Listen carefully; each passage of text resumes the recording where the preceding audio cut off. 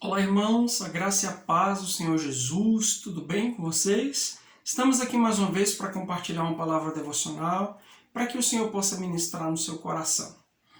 O texto que a gente vai ler hoje está em Gênesis, capítulo 28. Nós vamos ler a partir do versículo 16 e vamos até o final do capítulo, no verso 22. O texto diz: Quando Jacó acordou do sono, ele disse: Sem dúvida o Senhor está nesse lugar, mas eu não sabia. Teve medo e disse: Temível é este lugar. Não é outro senão a casa de Deus. Esta é a porta dos céus. Na manhã seguinte, Jacó pegou a pedra que tinha usado como travesseiro, colocou-a em pé como coluna e derramou óleo sobre o seu topo. E deu o nome de Betel, aquele lugar, embora a cidade anteriormente se chamasse Luz. Então Jacó fez um voto dizendo: Se Deus estiver comigo, cuidar de mim nessa viagem que estou fazendo, prover-me de comida e roupa, e levar-me de volta em segurança à casa de meu pai, então o Senhor será o meu Deus. E esta pedra que hoje coloquei como uma coluna servirá de santuário de Deus, e de tudo que me deres, certamente te darei o dízimo. Amém? Amados, esse texto ele está dentro de um contexto, como todo o texto bíblico, e nós não podemos ignorar aquilo que estava acontecendo com Jacó. Por isso, mais uma vez, eu estimulo você a ler o capítulo como um todo, para que a compreensão seja mais aprofundada. Mas o fato é que Jacó estava fugindo da casa de seu pai, porque ele havia acabado de roubar a bênção do seu irmão e estava jurado de morte por este.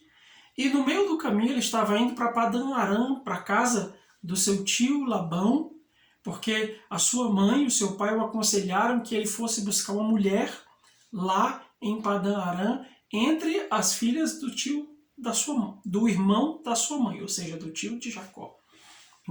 Até porque as hititas, as mulheres que Esaú havia tomado como esposas, estavam causando muitos transtornos ao coração dos pais dele.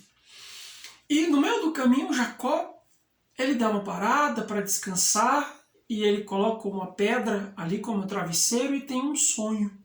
E no sonho, se você ler no comecinho do capítulo, você vai ver que o sonho ele vê uma escada que vai do céu até a terra e os anjos subindo e descendo, e Deus está ao lado dele e fala com ele, repetindo a promessa que Deus havia feito a Abraão e a Isaac. E é importante deixar claro que no momento em que Deus se revela a Jacó, ele diz: Eu sou o Deus de Abraão e de Isaac.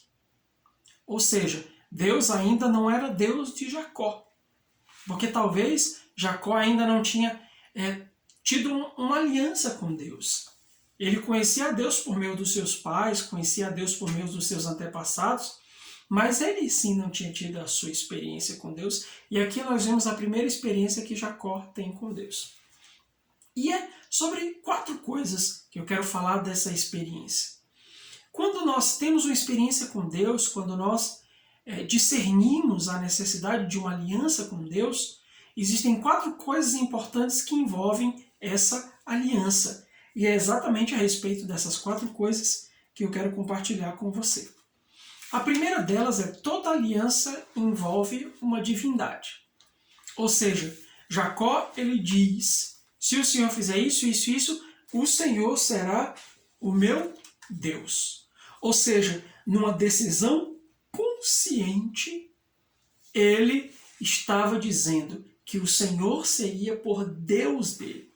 Eu fiquei meditando um pouco a esse respeito, e muitos de nós crescemos em um ambiente religioso e que de repente a gente acredita que Deus já é o nosso Deus, que ele já faz parte da nossa vida, quando nós nunca tomamos essa decisão consciente de dizer: o Senhor será o meu Deus, eu quero servir e amar a esse Deus, eu escolho esse Deus em detrimento de tantos outros que são falsos, mentirosos e que não têm poder de absolutamente nada. Então, a experiência da aliança de Jacó revela que nós precisamos decidir colocar o Senhor como Deus nas nossas vidas.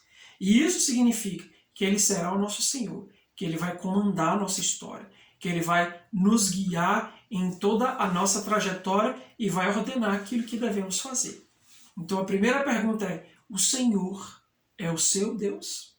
O Senhor é o Deus que governa a sua vida? Você já decidiu a esse respeito? Você já se entregou? Você já fez essa aliança? Ah, pastor, é claro que eu fiz. Não sei.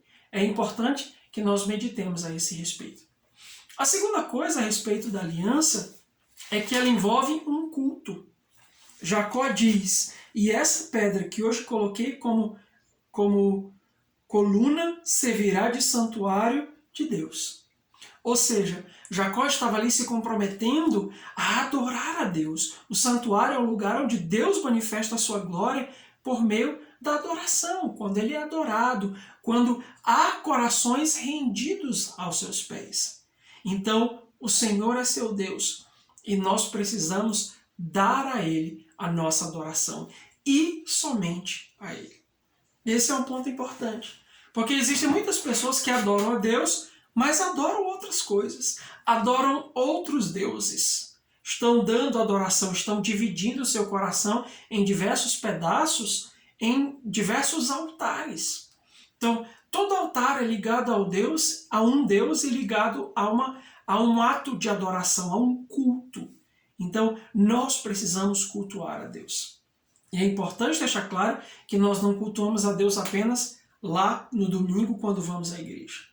Mas precisamos cultuar o Senhor todos os dias, com a nossa vida, com o nosso estilo de vida, com as nossas decisões, com as nossas escolhas, com a nossa adoração. Em terceiro lugar, o terceiro aspecto da aliança: há um Deus, há um culto, há uma oferta.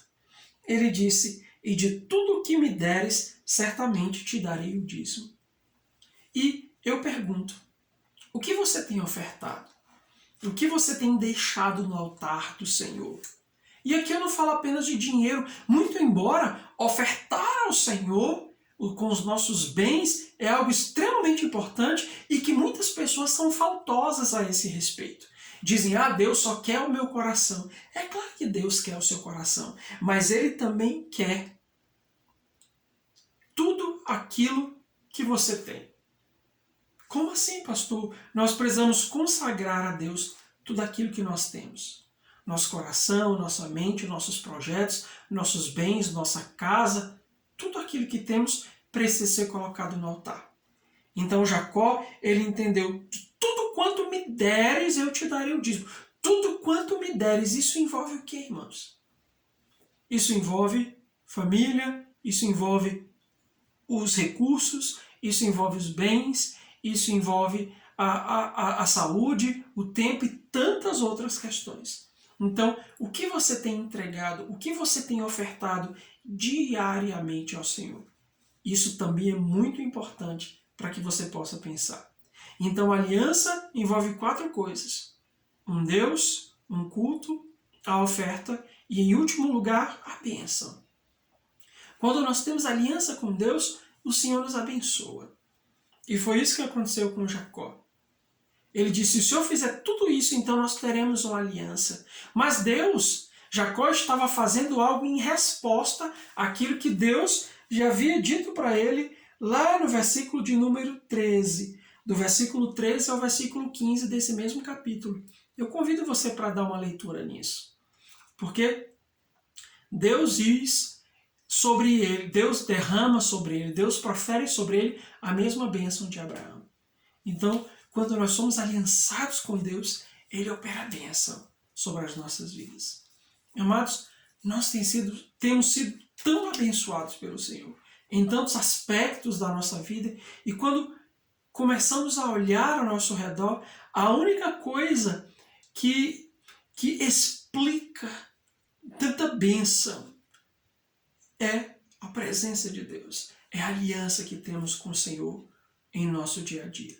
Então, eu convido você a reavaliar sua aliança. O Senhor é o seu Deus? Você tem cultuado somente a Ele? Você tem ofertado o que no altar do Senhor? E em quarto lugar, quais são as bênçãos que Deus tem derramado sobre a sua vida? Que você medite nessa palavra, deixe o Espírito Santo trazer luz ao seu coração e te levar e direcionar o seu coração ao altar da aliança. Amém? Então, Deus te abençoe e até o nosso próximo encontro.